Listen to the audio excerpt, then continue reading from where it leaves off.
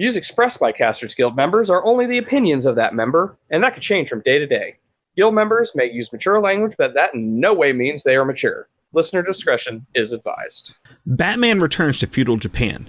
Donald Glover keeps pumping out the hits, and a man gets arrested for carrying a master sword? That's the spell we're casting tonight on Casters Guild.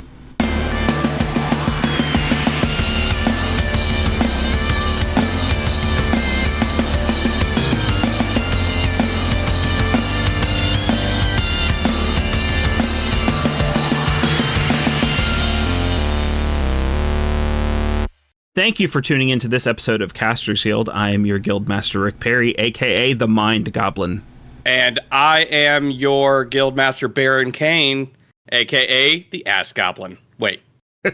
And joining us is a brand new guild member. Feel free to introduce yourself. So I'm not a guild master, and I don't know if I can give myself a title yet, but my name is Samuel Ronan, and I am delighted to be here. All right, so you originally reached out to me via email, I'm assuming because we were on the media list for Origins. We didn't get a chance to speak to you at Origins because Origins was fucking crazy. It was. It definitely was. Could you tell us a little bit about what you brought with you to Origins? Yeah, I brought with myself a lot of hopes, a lot of dreams and aspirations, and found myself staring at empty lines and empty seats where celebrities once were. But I also had a fantastic booth called Esotera, and it was a game, or it is still a game, let me rephrase, that embodies and embraces diversity and culture, global culture as a whole. And if that isn't what people find interesting about the game, I got great news. It's also incredibly fun to play, and all of the playtesters that we came down, we were able to teach the game in 30 seconds or less. It's basically tic-tac-toe meets war, or for you Final Fantasy geeks out there like myself, it's Triple Triad, but with significantly more mechanics and in the real world. So for those of you junkies who really like to play games that are strategic and difficult and can play mind games, can be competitive but can be played quickly, and then have bragging rights for the rest of the evening, Esotera is for you. If you just want a chill game that you play in between other sessions, or like when your character gets killed by your hateful DM, who forced you to roll a nat 1 in the middle of a combat before you even got the chance to ambush, well, you can still play a game of Esotera while you wait for things to cool off. So, how long have you been in the business? You know, it's funny. I actually got into the business in 2020, like probably a lot of people during COVID. I got laid off and I found myself with an expensive computer and a lot of free time. I had started to get into 3D modeling because I thought it was fun. And then the rendering I thought was also fun because I'm a geek like that. So I bought a computer that, well, I needed a new computer anyway, but that's the hero's journey. I actually was trying to create an RTS game to compete with Warhammer 40K. Go ahead and press F because obviously that would never work. And I found that out the hard way after investing $50,000 in an industrial 3D printer and scanner. Oof. Yeah. Now, the good news is I did make some money off of it, and I was able to sell my scanner after the fact, and it was all fun and games, but trying to market 3D prints, a new IP, packaging, delivery, it was unsustainable. But I had created 101 playable characters, created 101 RTS stat sheets, 101 character backgrounds, and yes, 14 faction backgrounds and descriptions and storylines, and an entire immersive world. Oh, and because I'm a nerd, I also created about 14 customizable factions for each of the major categories of play, because I'm an overachiever. However, once that fell through, I realized, well, I'd made all these things. I have a lot of pretty pictures and nothing to do with them, so what can I do? And I realized, oh, you know what? I can make a card game. And I was like, you know what I don't have, though? Any brain power left. My 2 brain cells that I had left to rub together were rubbed raw. So I was like, what could I possibly do? I can make them into poker cards. That's pretty easy, I guess. But that's not marketable, right? Or at least that was the thought I had. The other was, well, it's a game about culture and diversity. Maybe make tarot cards. And I'm like, well, I know nothing about tarot anyway, so that's probably a terrible idea. And then, yeah. So then I was like, what other games are out there? Triple Triad. All you have to do is put up numbers, the picture, and the card. And so I was able to transition the RTS game into a Triple Triad I got to use my favorite thing of all time, spreadsheets, to create macros, to do 3,672 calculations of the various number combinations for Triple Triad. And I was able to apply them to the cards. Then I was able to use more macros to create the cards through PowerPoint. And the rest is history. I went to 2 previous conventions, GalaxyCon in Columbus. The first one, I barely made enough money to cover the cost of the booth. And then the second one, I sold 20 games. And of the 25 people I played tested, 20 of them bought. So at the end of the day, we did really well. And I thought that was the sign to go to Origins. Unfortunately, I learned that Origins is where the big boys come to play. And if you don't have your marketing, your packaging, your artwork, or you're an LCG because too many independent developers have burned players in the past with their scammy LCGs, you're not going to have a good time. That isn't to say we didn't make any sales. It isn't to say that we didn't have a good time.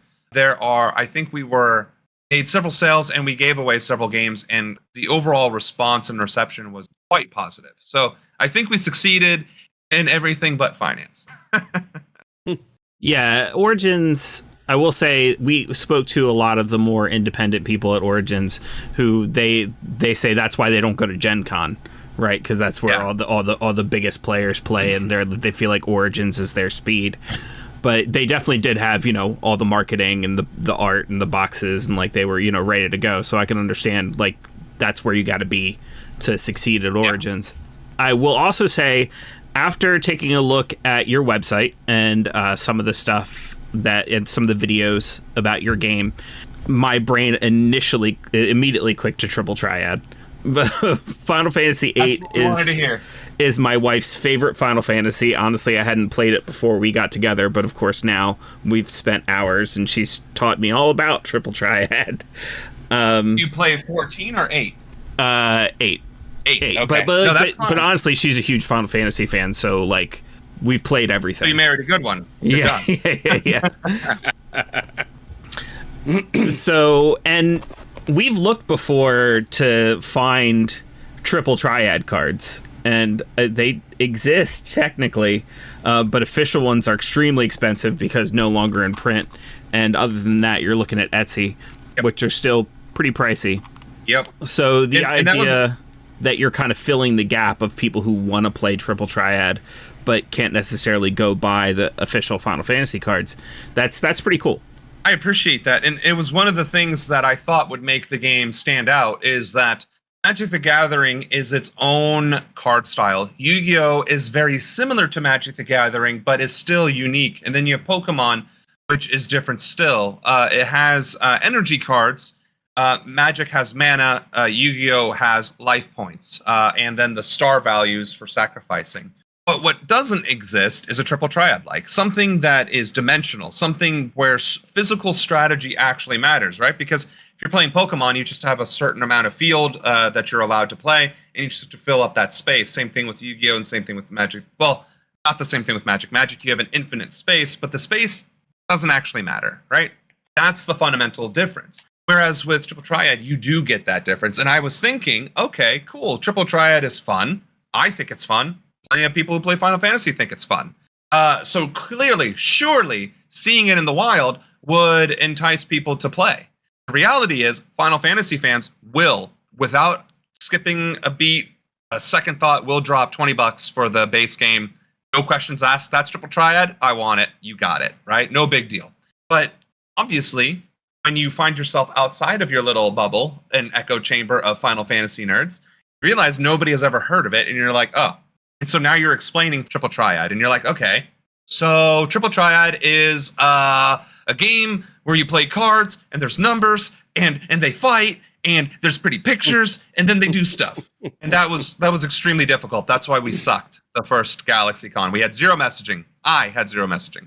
The second GalaxyCon, after a bunch of cigars, a art rework, adding a QR code to the website so people could actually figure out what these pretty pictures even mean, and my dad and brother berating me repeatedly for being autistic, we learned we got to make the message simpler. Tic-tac-toe meets war. And then showing a few things on the cards, defining that A equals 10, and Bob's your uncle. Once people start understanding it, they want to play it. Problem is, then you got to market it. Well, my game is designed to cater to people of color, people of a left-leaning community, right? It's supposed to be diverse and it's supposed to be inclusive, but gamers actually give a damn about that. Not many, as it turns out. Most people care, is it fun? Is it easy to play? Will my friends want to play with me? And so I have to go back to the writing block, if you will, to figure out how to market it to the quote-unquote lowest common denominator. And that's when we discovered at the end of GalaxyCon that you just talk about how quick it is, how fun it is, how easy it is to learn, and that the artwork is a bonus, and the QR code gives you just that much more depth to the lore of the game. At Origins, we tried taking that same messaging because it was working at GalaxyCon, so I was like, surely it'll work at Origins, the game fair. As it turns out, it's just a different culture. It's a different community. It's a much more veteran base of players and attendees. They know what they want. They know what they're looking for, and they are looking for very specific things. They are not looking for a new LCG. They are not looking for any sort of likes. What they're looking for is a board game that is either extremely intensive or extremely easy, or family-oriented. And my game, unfortunately, with the artwork, is not. That could easily be resolved with packaging and an art redesign, but fundamentally, right, it's difficult to convey, hey, this game is really fun. You just have to ignore the fact that Lucifer is A, named Lucifer, and B, wearing a silver plate mail bikini for fantasy reasons. Absolutely. Yeah, for those who don't know what we're talking about here, this game is a lot like Triple Triad, but sexy. First of all, Zell is a sexy man. I'm sorry. Quistis, my bad. So I would say definitely there's going to be links in the description. Go take a look at the art. Triple Triad's a really fun game. I'm sure this is too. If you're looking for something that you can break out and teach your friends to play in a couple of minutes and be good to go, then maybe this is the game for you. But yeah, go check out the links in the description. I was going to say, honorable mention, community engagement. Uno has very famously stated that the rules are the rules, you shall not deviate from them. And everybody collectively gave them the middle finger, said, fuck off, Uno, we're going to play how we want to play. Esotera is the exact opposite. In fact, many of the anomalies and play styles that exist in the game are from players like you. So the game is constantly evolving because people like you, players like you, who either have your own play styles, play with your own local game stores, friend group, what have you, figure out new and more imaginative ways to play the game. And then you submit them to the website, and we add them to the website with the added bonus of giving you the credit. So just honorable mention on that. Oh, also, this doesn't negate anything you said or negate any of the points that you made, but I know some of the people in our community, and they're going to point this out, so I'm going to point it out first. Yu-Gi-Oh! Has made some changes, and placement does matter now. Yeah, they have like things called like link summons, and like, you know, they have. You're right. Yeah, yep. And like depending on what card is across from you on your opponent's side, that can change things. Depending on what's on the left and right of a particular card, can change things. So it doesn't negate anything that you said about your game. I just know there are going to be people who point it out. Well, you know what? Let the edgelords come in, push up their glasses, and say, actually, sir, Yu-Gi-Oh! Does that. Here's the thing, and I shall quote Omni-Man. Look at what Yu-Gi-Oh! Had to do to meet a fraction of the power of Triple Triad / Esotera. All right, but as long as we're talking about card games, I will say I fell out of LCGs, TCGs for a while, and now I'm back in a big way. I've built my Mr. House Commander deck for Magic the Gathering. I've built my All Brooms deck for Lorcana. And Star Wars just put out a new 2-player starter set for their newer card game, Unlimited. I'm going to stop myself from buying it because if I'm already playing Lorcana and Magic again, and possibly Esotera or some other things I picked up at Origins, I'm definitely not... I don't have the money for another TCG. I just don't. But if I were picking up Unlimited, it'd be with this set, because this new 2-player set is all about the Mandalorian versus Moff Gideon. Yeah, and looking at the cards, they have very strong elements of what you would expect to see in a World of Warcraft card game. In fact, that's what this reminds me of a lot. You have the values, the blood, the mana. I'm assuming, obviously, it's the Force, health points, and probably Jedi something or another. But definitely looks like a game that we have seen before. Definitely, of course, appeals to the nostalgia of Star Wars. I would credit them for, putting out more, merchandise. If Magic the Gathering can go ahead and pull out all the stops to appeal to customers or consumers on every single franchise under the sun. What did they just do? Star Trek recently? They were doing Dungeons and Dragons earlier than that. I think they had Marvel crossover. What are they going to do next? My Little Pony? They've already done My Little Pony. Oh my! Yeah. As a matter of fact, there was a very controversial card that came out of the My Little Pony set because one of the cards gave a bonus to any card that had a smile on it. Is it male or female? No, a smile. Like any card that had a smile on it. Okay. And there was debate as to whether or not certain monsters that already existed in Magic the Gathering counted as smiling. So, yeah.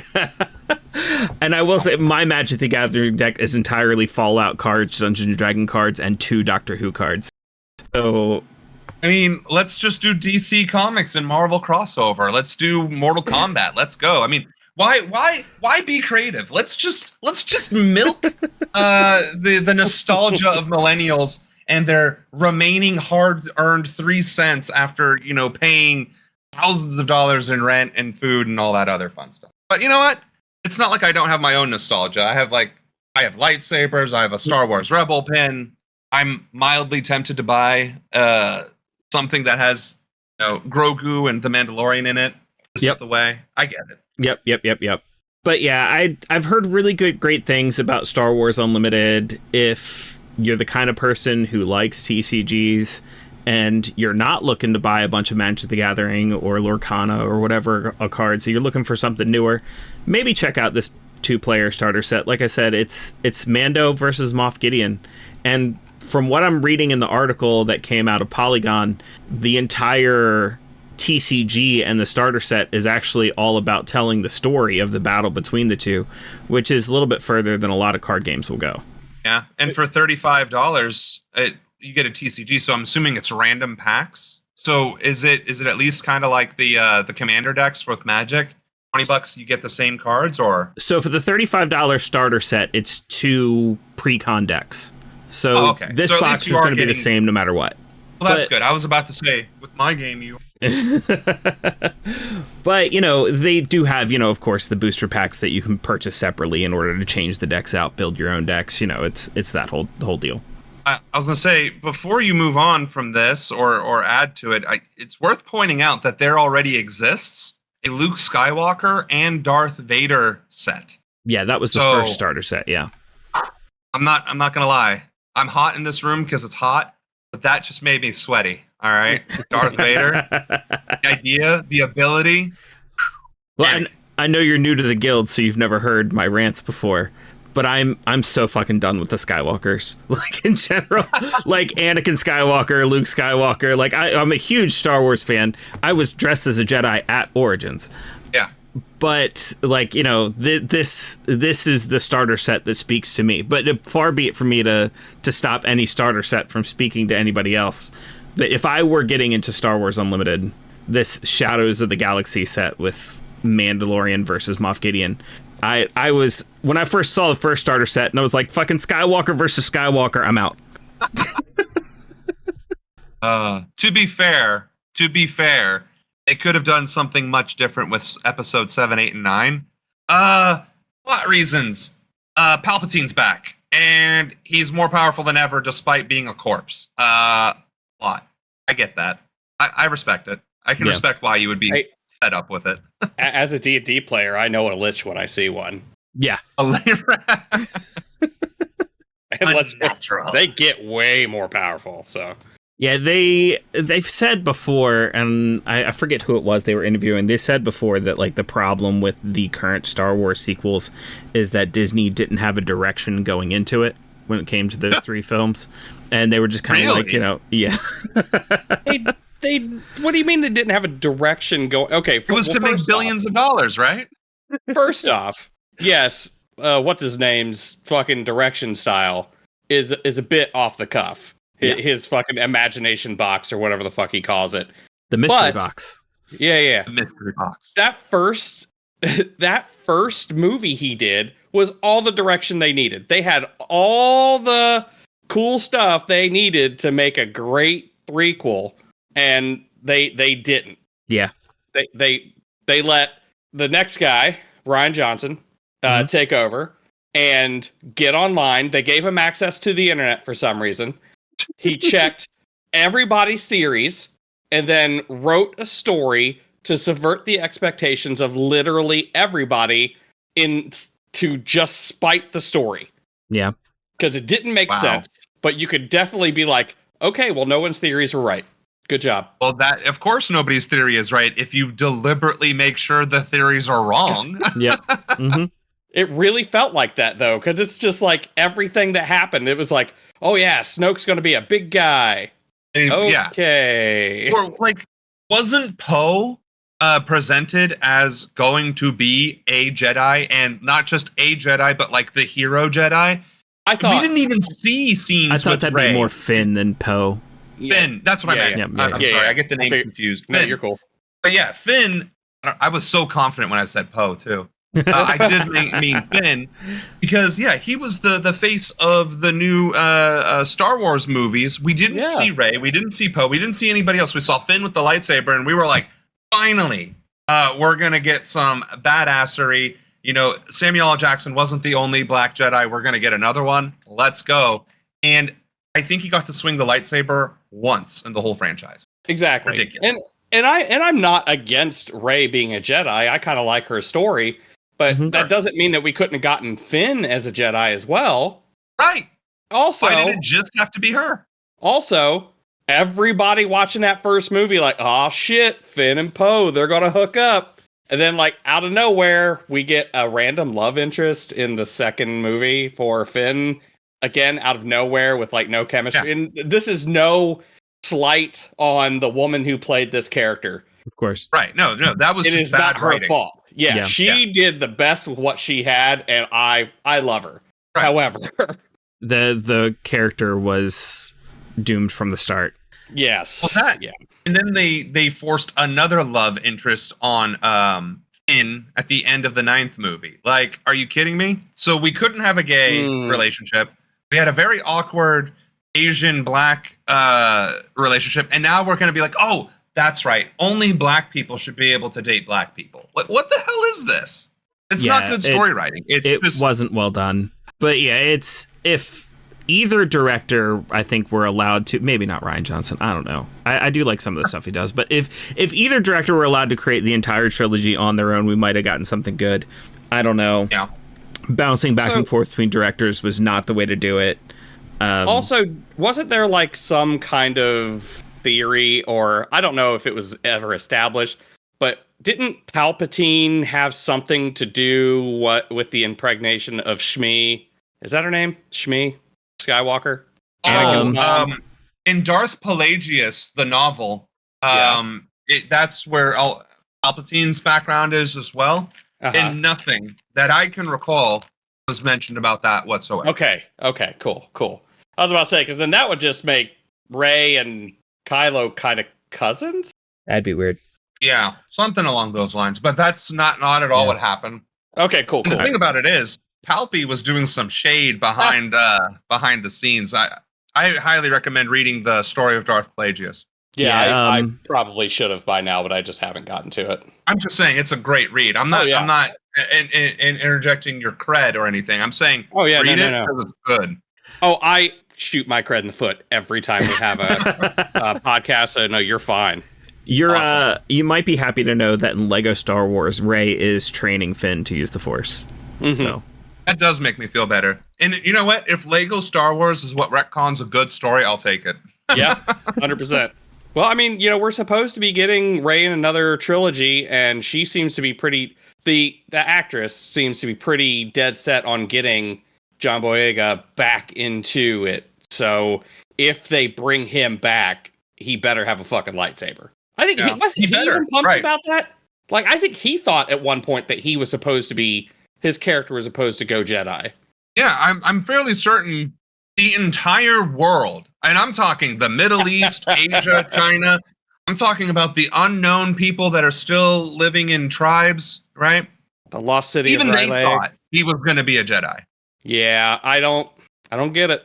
I will say this though: whoever directed Rogue One should be permanently in charge of directing Star Wars movies because there was not a single flaw in that movie. It was well done. Yeah, I was a fan. Like, I took my kid. what? I was a He fan. said he was a fan. Yeah. Oh, okay. Yeah, I thought you took were my saying you kid weren't. I was like, we're gonna fight. out of that movie. Like, took the Spawn to go see that movie, and when we came out of it, he was just bawling his eyes out. Just could not stop crying. That was honestly everything I had ever hoped. In fact, seeing Rogue One is what gave me hope that episode 7, 8, and 9 would be fantastic. Mm-hmm. The disappointment was real. Yeah. Yeah. All right, pulling us out of Star Wars into another potentially disappointing sequel. I guess we'll find out. We got a new trailer for Time Bandits. Yeah. That exists. So you and I were talking about this before, Baron, when it was first announced, and we first saw the first couple of images, and we both said we'd be disappointed if it didn't involve, the little people, because there's not enough representation for the little people around, and like, how dare you take their, movie that was pretty much entirely about them away from them. Yeah. So there is one shot in this trailer. I don't know if you watched the trailer, but there is one shot in the trailer that gives me hope. Okay. Where there's a table where it's Taika and a bunch of the little people and newer little people actors from the original movie, and Taika just says we have to get the time map back.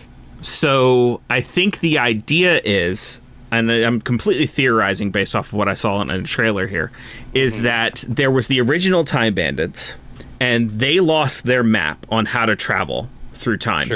Sure. And Kudrow and this new group of Time Bandits have the map. And the original group of Time Bandits is going to be trying to get it back from them. It definitely sounds like a very interesting premise. It kind of sounds like DC's Heroes of Tomorrow, but obviously with kids and stuff. Heroes of Tomorrow is very, very, very much like Time Bandits, honestly. Hell yeah. So I think that, Heroes of Tomorrow actually... Actually, I would be surprised if there weren't several Time Bandit references in Heroes of Tomorrow. Well, didn't Heroes of Tomorrow stop, or is it still going? No, it stopped, but Time Bandits came out in the early 80s. 81. Oh. The original movie. The original movie. I see what you're saying. Gotcha. Yeah. Oh, yeah. So, I mean, like you were saying then, the hope that this series doesn't ruin the movie from 1981 or the premise. Right. Yeah, I can see now where there's a lot of risk because, the Lord of the Rings trilogy was an animated series first. And we were really worried that when the movie came out that it would be garbage. But instead, it won every single award eligible. Eventually, yeah. So, hopefully. Yeah, the apprehension here is that one, listen, I love Taika Waititi. I love him with all my heart, but a lot of his newer projects have been questionable. And the original Time Bandits, if you never saw the 1981 film, almost the entire cast was little people. The main stars of the main stars of the movie, except for one person, and that was a child, they were all little people. Yeah, they were the Time Bandits. That's awesome, though.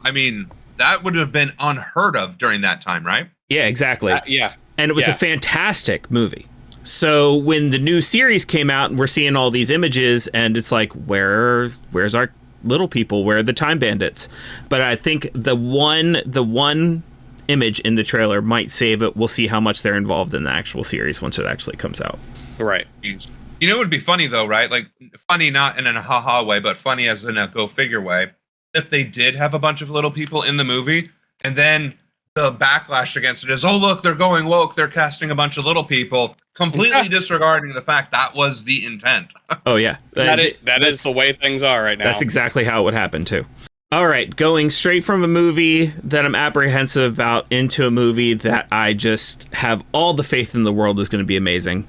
We've said before that Marvel does great live action and their animated is kind of iffy. DC does iffy live action, but their animated movies are brilliant every single time. We got a trailer for DC's Batman Ninja versus Yakuza League. I will say this, that DC, and I've said this before, DC movies have been just shit. Their cartoons have been on point every fucking time. DC knows how to make a good animated movie. Yeah. Oh, they really do. Like, I grew up with the Justice League with Jon Stewart, Teen Titans on Toonami. Mm-hmm. I mean, and even some of the more modern versions where they started taking up at the Injustice, fantastic. So yeah, why DC just can't make a good live action movie is beyond me. I mean, their TV shows were kind of doing okay when they were doing the Arrowverse, but Sure. I mean, even that kind of fell by the wayside.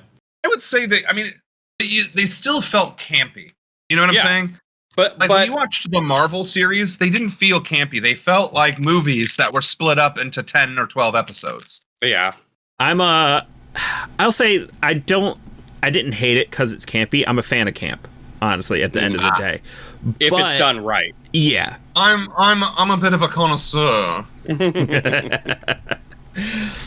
All right, just to let you know, the premise of this movie has me sold. If just the fact that it's a DC animated movie alone doesn't have me sold.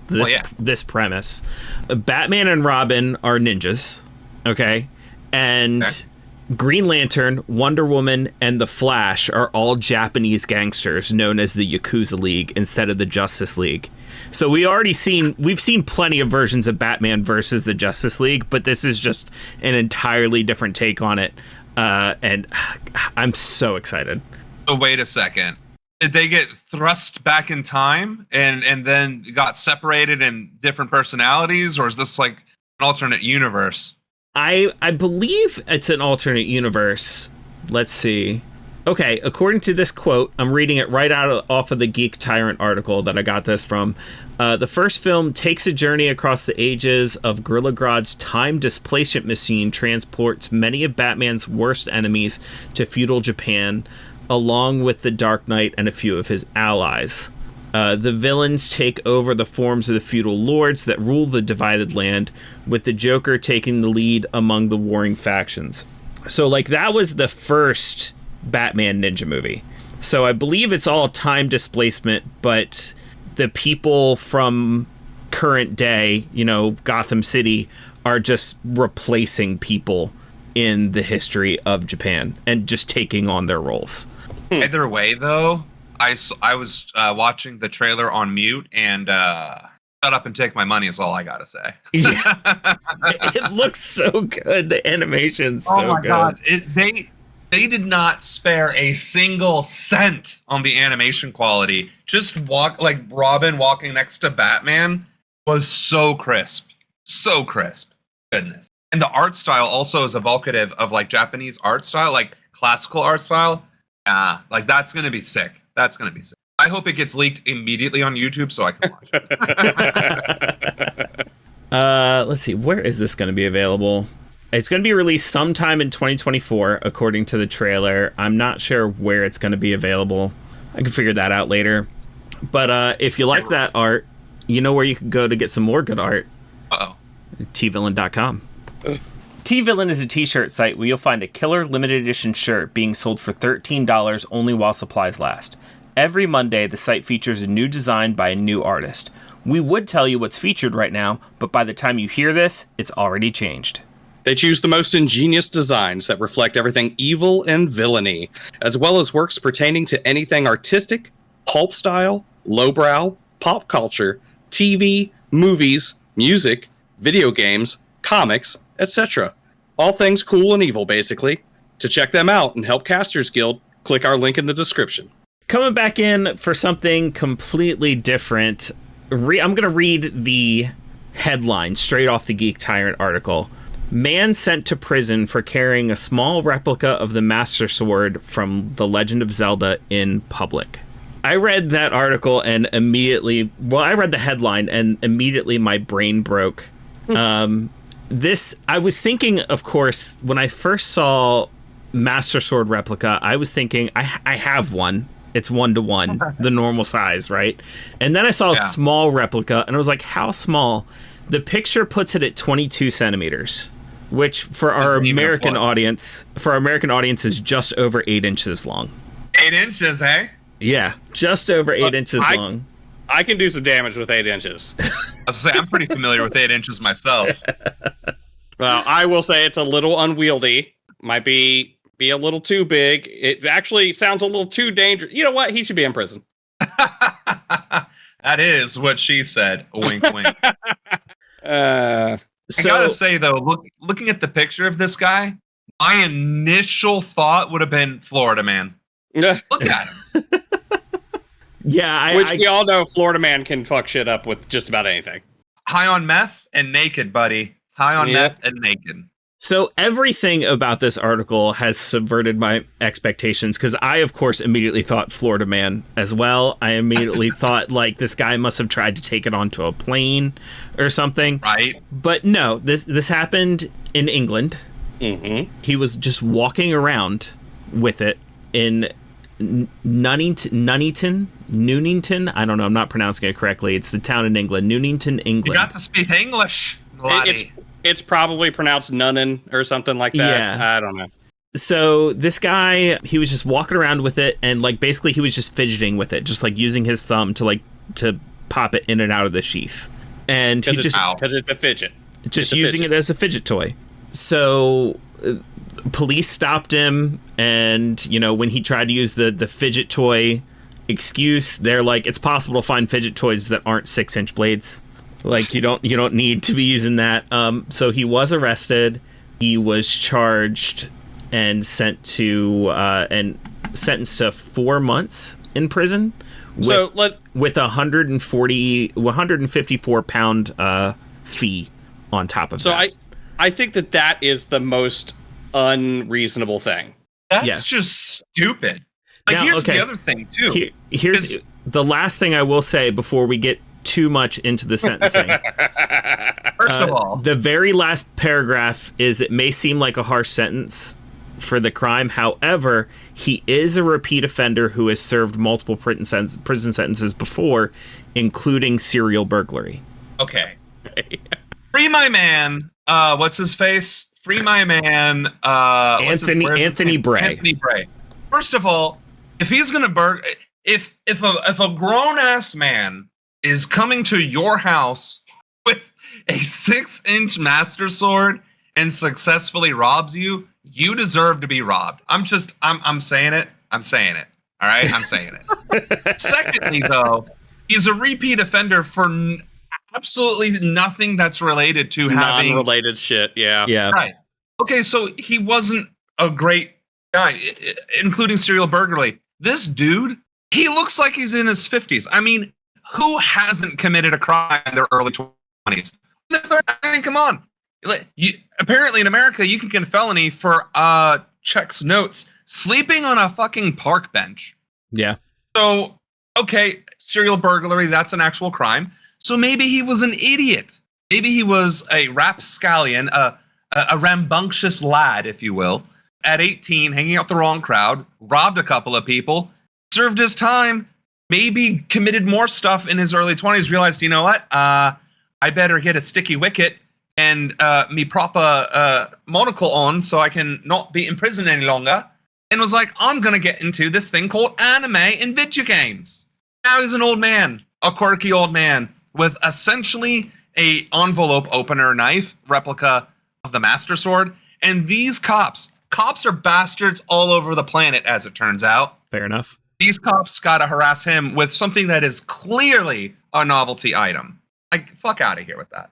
Yeah, I don't know. I mean, obviously, if it's a 6-inch blade, you're looking at like a 2-inch long handle. I mean, this thing would be unwieldy even if you wanted to stab somebody with it. I don't know. Yeah, I mean, look at the handle. Look at it. You couldn't hold it with your whole hand anyway. It would be with your fingers. I feel like this is 100% like somebody just trying to make an arrest and make an example. Oh, yeah. So ACAB. All here, there, and everywhere. ACAB. I have a guild decree based off of the rant that just happened. Oh, I love it. You ready? Go for it. Let's go. ACAB includes Link. Oh, God damn it. Guild decree. I want to argue so bad, but like it's a guild decree. I can't. In what sense is Link a cop? He is the enforcing sword of the governing body of Hyrule. I think if anything, he's a vigilante. But I mean, I can't argue it. I can't argue it. I know. We're not arguing, but I will say he is an official representative of the Hyrulean crown. So not only why he can break pots without not in every timeline. Okay, look. Okay. I can deal with this. Oh, he's like, I'm going to argue this one. I can deal with this. No, because look, if your decree is that when he is an official representative of the crown, he is therefore a cop. Yes. In every timeline, he is not. Correct. That's fine. We can make the argument that not all links are equal. Okay. All right. I'm here for it now. Okay. I'm here for it. Wow. I'm here for it. I'm here for it. Not in every timeline is Link a cop. So. We just went full circle there, didn't we? Yep. I think was that our most controversial guild decree so far? It might be because, like, oh, wow. I think it's the first time that you and I have heavily disagreed on the guild decree. I think you gave me some push. I think you did give me some pushback on Big Bird being a kaiju initially. Yeah. And then when I described what I meant by it, you were on board. I think wouldn't Big Bird be considered kaiju, or does kaiju have to be big scary monster, or is it monster in general? So go ahead. So okay, you're a new guild member, so let me explain guild decrees, because you can use one if you like. Every guild member gets one guild decree per episode. You can take something that's fanon, make it canon, take something that's opinion, make it fact, and it comes inarguable by any member of the guild. Okay, yeah, and that includes us. We are not above the law. Yeah. And one of my favorite guild decrees was one of the ones that I made. The Big Bird is a kaiju, and my argument is that Big Bird is canon a canary. And if you look at the size of a canary versus the size of Big Bird's a kaiju. Like, if we're talking relative size, Big Bird's kaiju. Yeah. So kaiju means big monster in the context, regardless. Yeah, because it works out compared to a canary. Yep. Right. Much larger than normal and somewhat monstrous. I guess their actual attitude doesn't matter because Big Bird's big and sweet. Well, yeah, and so is Godzilla. He's a hero. Yeah. Or she, depending on the canon. True. Sure, depending on the canon. To be fair, actually, as far as guild decrees go, is there a running list? Like, for instance, we're talking about Link being a cop, assuming he's a representative of the kingdom. Mm-hmm. Correct. Have we not said the most controversial thing, considering we just talked about Star Wars earlier? Probably not. ACAB includes the Jedi? Oh, then we're going to fight. Like, no. we're good. Hold on. Look, if you make it a guild decree, I can't disagree with you, but nothing says I can't punch you in the face. Like, but no, that has not been made in guild decree. Because you work in absolutes. That's a funny thing, too. Rick, you better be glad that I already used it. Yeah, because you immediately would have done it right now. God, I better be careful next episode. As a guild member, by making a decree that the Jedi are also ACAB, I'm just going to let that simmer with our audience. Just consider that. That's evil. Oh, fair enough. Consider. God. Because even if someone makes that guild decree that they're not, that doubt's always going to be there now. That doubt is going to be there. Look, and the dark side of the Force is always present within you. I agree with one of our other newer guild members, Alan of Level Up Sabers, who said that the Jedi are the closest thing we have to modern society to Jedi are martial arts instructors and the way that they teach, and that's how I look at the Jedi, not as police officers or enforcers. But I mean, I get it. Don't ensure Hashtag not all specific Jedi. federal republic crimes aren't being committed, and they use up to and including lethal force to carry out those duties. Yep. And in times of civil war and strife are called upon to serve in command duties. Mm-hmm. Yeah. Interesting that's Mhm. They also employ child soldiers. they also employ child soldiers, and they indoctrinate those child soldiers to believe a specific set of regimen and regulation, and to not adhere to those that are outside of that doctrine. Look, I'm allowed to love my space wizards, okay? I'm not saying you can't love your space wizards. I'm just saying, we're being technically, Oh, to be fair, within the Jedi, there are the yellow saber knights. Yeah. They would probably be the closest thing to true law enforcement than the Order itself. Yeah, that I probably wouldn't argue at all. The Order itself being space wizards would be kind of like neoliberalism as a neutral force, I would argue. The Jedi that we saw, the Old Republic, though, they were bamfs. Yeah. Those were freaking biblical. We've seen or some whatever shit. the Jedi text is. We've already seen some shit in the Acolyte. Oh yeah. Good. Yep. I haven't finished it, but I've had spoilers, and makes me sad that they were spoilers because I would have loved to have seen it organically, but badass. Don't spoil it for us now. I'm not. Normally I don't give a fuck about spoilers on this show because, people know that we're going to spoil stuff. However, we also take a stance sometimes where we're like, we're not going to spoil it. Yeah. Because we think you should go see it. I haven't finished it myself. I'm a couple episodes behind myself, so. Yeah. Yeah, I would say, get to it because it's pretty shocking. But look, as long as we're talking about streaming, and so we don't make this an entirely Star Wars episode of the podcast, we did get three Star Wars nerds in one room, okay? we did get a new trailer for the final season of the Umbrella Academy. Nice. Is it another one, or is it like only the one so far? Because I've seen one so far. This one came out July 9th. Okay, so then, I've seen this one. Okay. No, I haven't. That was just yesterday. Yes. I haven't seen this one. So this one is entirely set to My Chemical Romance's The End. Oh, cute. Okay, so yeah, that'll let you know if you've seen this one before or not. So yeah, if that wasn't the one you've seen, yes, this is a newer trailer. Nice. I'm excited. So, Umbrella Academy is just one long music video for My Chemical Romance? It's literally, I think I've only heard one song in the series. Yeah, it hasn't been ironic because I guess the comics were originally penned by Gerard Way. I didn't know that. Yes. Yep. It's I was pretty surprised about that when I heard about it too. I want to get the comics. I haven't had a chance to really look into those, but they do branch out a little bit differently. The plot, obviously, they can't do it exactly the way it goes. But yeah, I'm really interested in. Also, as far as I know, the comics end where season 1 of Umbrella Academy ends, and everything else that has come out after that just hasn't been in the comics at all. Gotcha. Oh, but Gerard Way has been with it every step of the way. Yeah, absolutely. Wow. Like he's been. What really surprises me is this is actually the first time we've gotten an MCR song in the Umbrella Academy. What's this, season 5 now, if I'm not mistaken? But yeah, we've gotten some really, really good songs in Umbrella Academy. They used They Might Be Giants in a fantastic way. Yeah. As well as Everybody by the Backstreet Boys. Which one did they use in the dance scene with the alternate versions of themselves? Oh, that's a good question.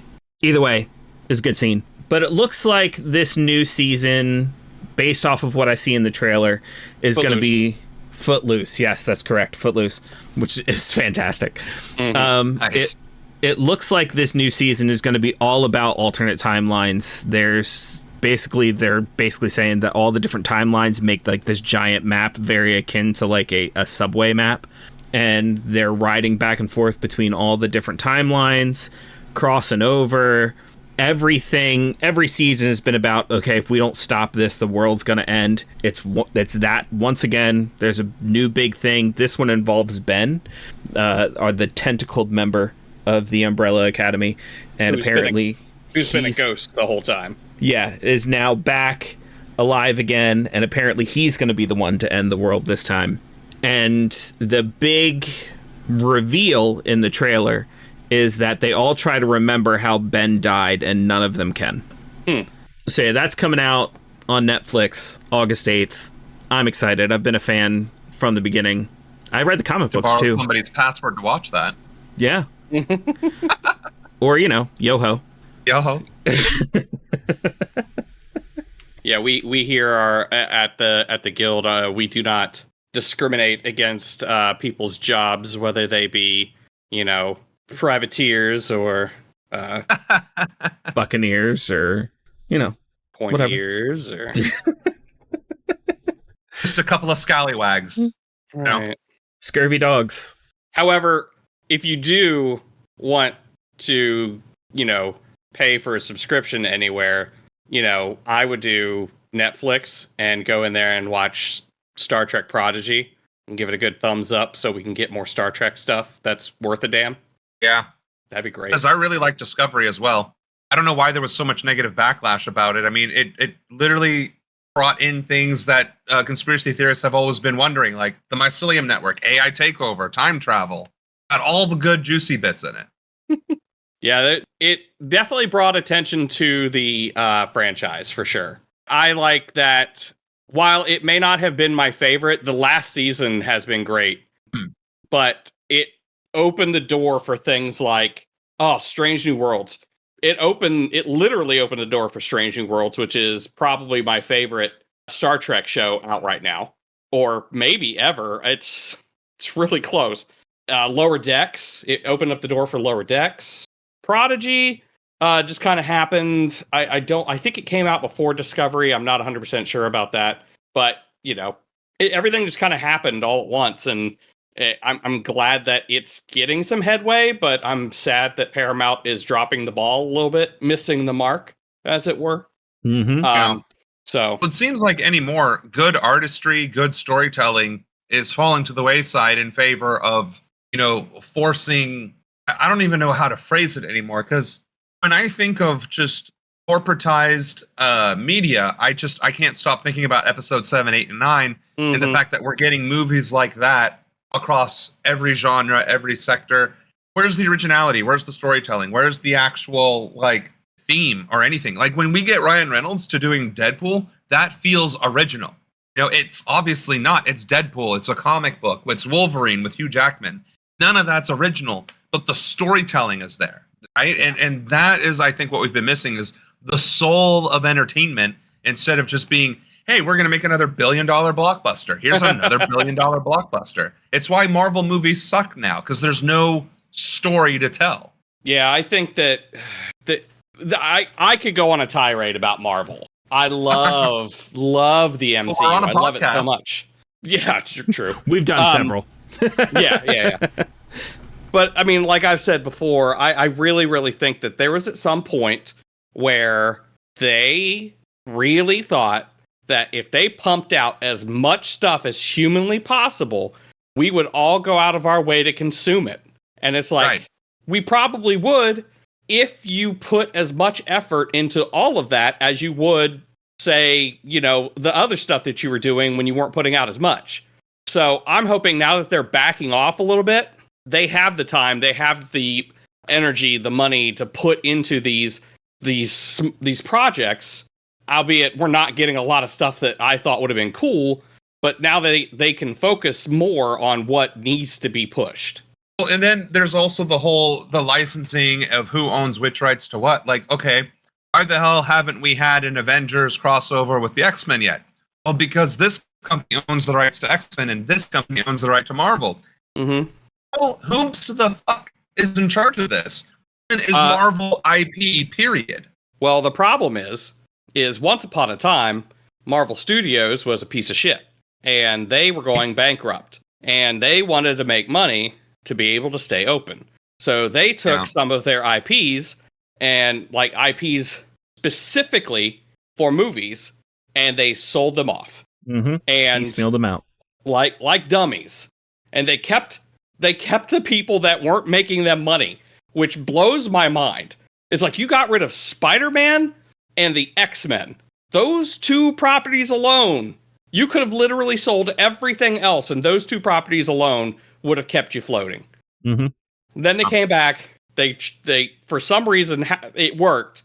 They chose a character nobody gave a shit about, made a movie about him, cast Robert Downey Jr., and that it exploded. Yeah. And I think that is one of the biggest things that probably a lot of Marvel fans looked at was, hey, we didn't really give a fuck about Tony Stark before this. Now all of a sudden, hey, wait a minute, this guy's pretty cool. I mean, don't get me wrong, I understand the capitalism behind it, but it still makes me angry as a fan. That's what happened. Yep. Yeah, I'm going to be mad about it and complain. Because you know what? Sony doesn't seem to know. That's my job. Yeah. The fact that Sony doesn't seem to know what the hell to do with Spider-Man also doesn't make me happy. I want to know. It's like, is whoever's running Sony, are they sexually attracted to the Sinister Six? Or do they want do they want like unnatural attention from these six men? It's gotta be. I mean, at least three of them I can see the point, but it just doesn't make sense to me why they're pushing for the Sinister Six so hard. It doesn't make sense. The only thing I can fathom is that they're trying to do their own cinematic universe, and the only way they can think to do it with Spider-Man is either... That's the only way they can think of it?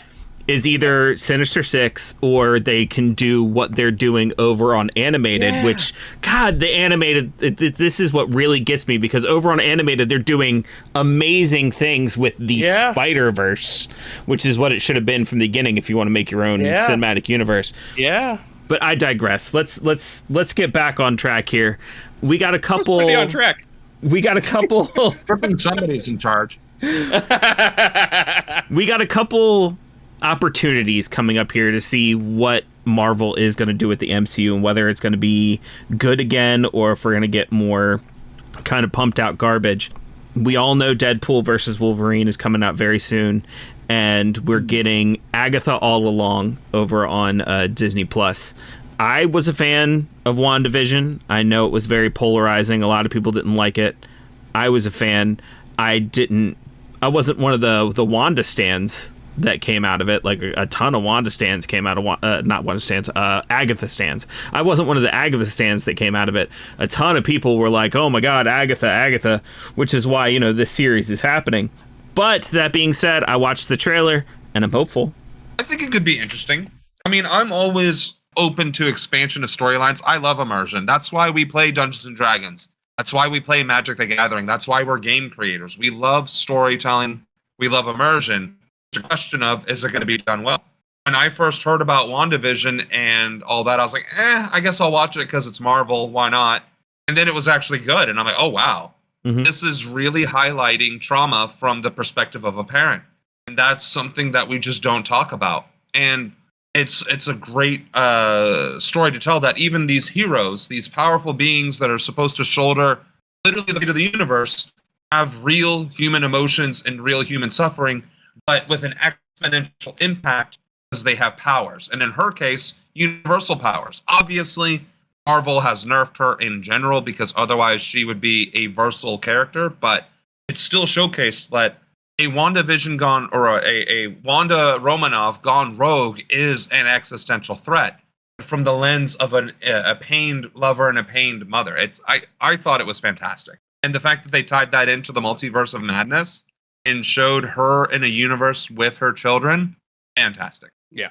It looks like in this new series, we all know Agatha got locked away into like a little pocket universe by Wanda. Shadow Realm? Yeah, if you will.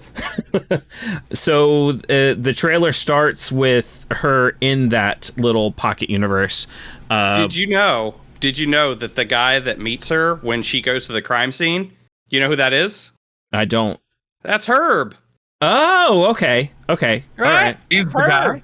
Yeah, he's when the other FBI guy that meets her at the crime scene. I had no clue it was him. It had to be pointed out. So, and then she basically starts to break out of this little universe, starts to recover her memory, realize that who she is, realize that she's been drained of like all of her powers, and this little mini series is her road to recovery, if you will, like getting her powers back and putting together a coven, which seems to be mostly made of people who were in Westview. And all of the characters are also from the comics. All of the witches that she is accumulating into her coven are all actual characters in Marvel Comics, including Aubrey Plaza's character and the young man who is in that trailer. That's pretty awesome. They're sticking to it. That's good. The young man is a certain Billy Kaplan. I'm not enough of a comic book fan to know. His superhero name is Wiccan. Oh, okay. All right.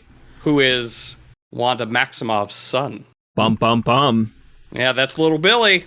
Little Billy from WandaVision. He's all grown up, and they stuck him in here somehow. I don't know what's going on, but who knows if they'll just make it like entirely different, or they'll be like, oh, from another timeline, or who knows what. They can do that. Wibbly wobbly. Multiverse of madness. Yep. Let's go.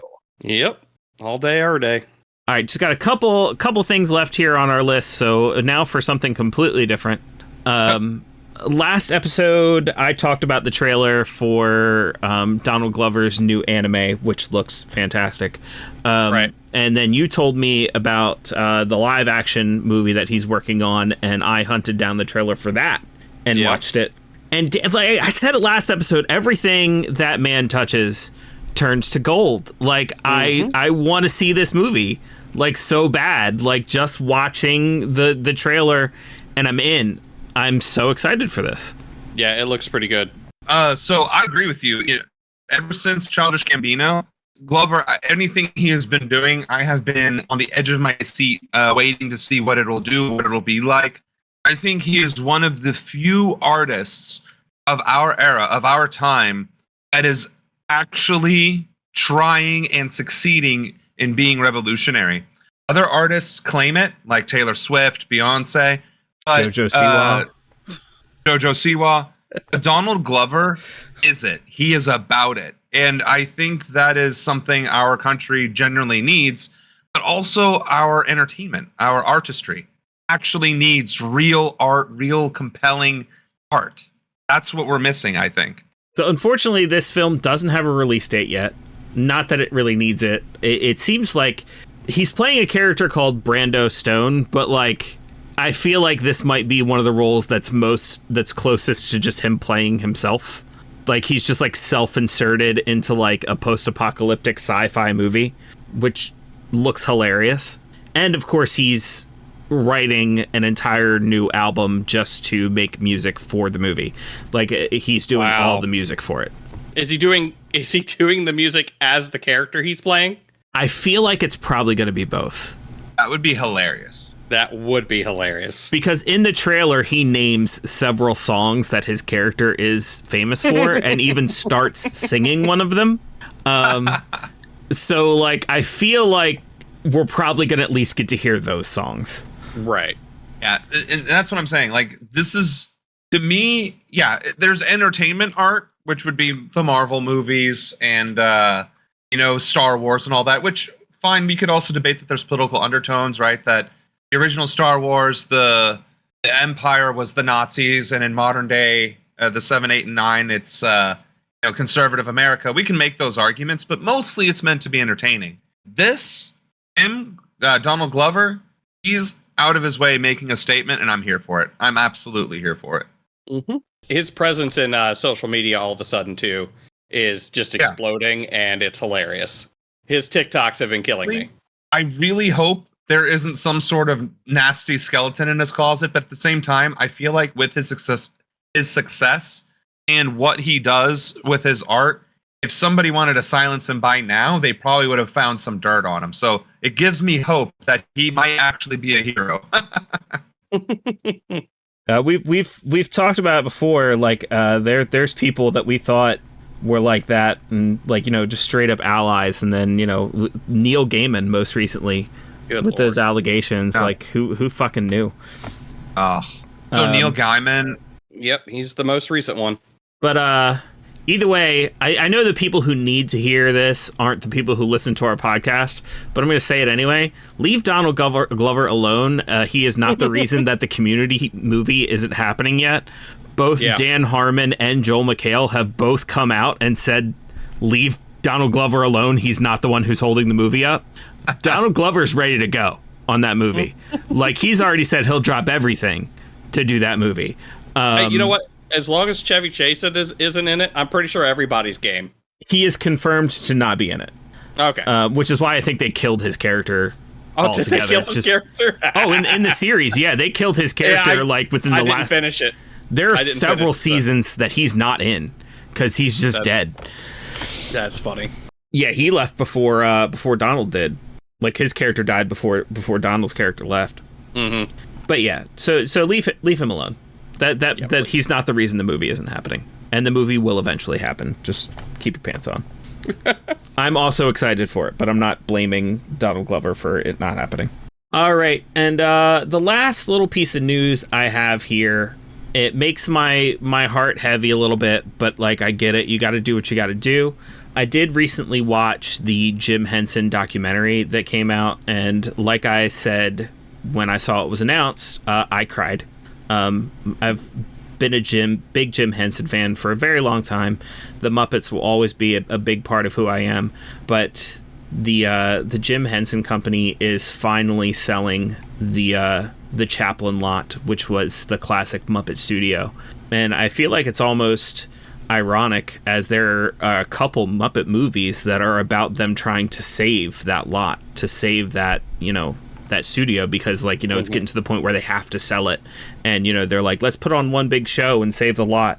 And now the Henson Company has just kind of said, with what we're trying to do with the company and the projects we're trying to make, the Chaplin lot doesn't fit us anymore, and so they're finally getting rid of it. So yeah, I feel sad about it, but at the same time, it's like, I get it, and I'm happy that the Jim Henson Company is doing things to actually have them outgrow that lot, because we'll actually see more stuff out of Henson Company in the future. But, there's just something about it that it's bittersweet. I would say, too, I mean, look at the name. It was the Charlie Chaplin Studios first. Then it was A&M, and then it was the Jim Henson Company lot. Like, that is a historical landmark. Hopefully, even if my concern is they sell it and then it gets turned into a parking lot, right?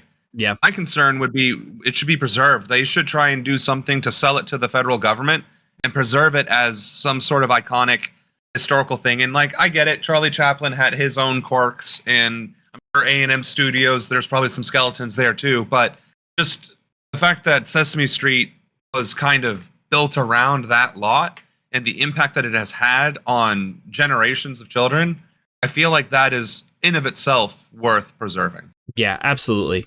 I just hope that, as they sell it, that they just take into account, and I feel like if anybody is going to take into account, it's going to be the Henson Company. But I hope they take into account who they're selling it to, and that, they're going to do something creative with it, and that like more awesome creative things are going to come out of that lot in the years to come.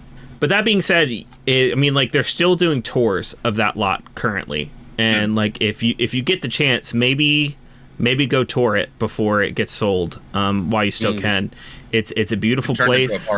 Yeah, or whatever happens to it. It's not a typical corporate, kind of lot. Like, there's a lot of really cool little spaces that you can see if you go and tour that lot. So, if you have the means to, go see it while you still can. We're here. Right. And with that being said, we're going to kind of wrap things up here. Samuel, if anybody liked what you had to say and they want to find you somewhere on the internet, where can they do that? Well, if they liked what I had to say, they can find me on Twitch at Secession. That's going to be a difficult word to spell, so I'll spell it out. SASESHEN.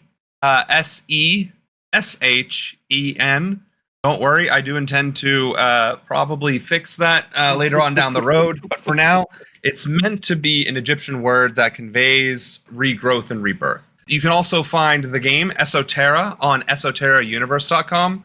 And if you like politics, I was trying to be very subtle, but if you like politics, you can also go to samronin.com. On Twitch, we do talk about politics, but we also play Age of Empires, talk about current events, the whole 9 yards. We're just not nearly as cool as these guys talking about video games and Star Wars. So hopefully they invite me back sometime in the near future and we can hash out why the Jedi may or may not be considered. Thank you, though. I appreciate being on here. I enjoyed it. This is exactly my kind of jam. I might have to actually integrate some of this nerd talk on my stream, in between the dystopian downfall of America. Hey, at the very least, it's a lot of fun and a good distraction. It is. It absolutely is. I had a blast. Again, if any of you do want to come watch Twitch, SASESHEN, samronan.com and esoterauniverse.com. We will have those links in the description down below. Thank you so much for joining us. Email us at castersguild@gmail.com. Let us know whether or not you think the Jedi are cops. Join us on the Discord. That's where all the fun stuff is happening. And we will see you in the next one. Bye-bye, everybody. Bye. Bye. Bye-bye. Bye. Bye. Bye. See, bye.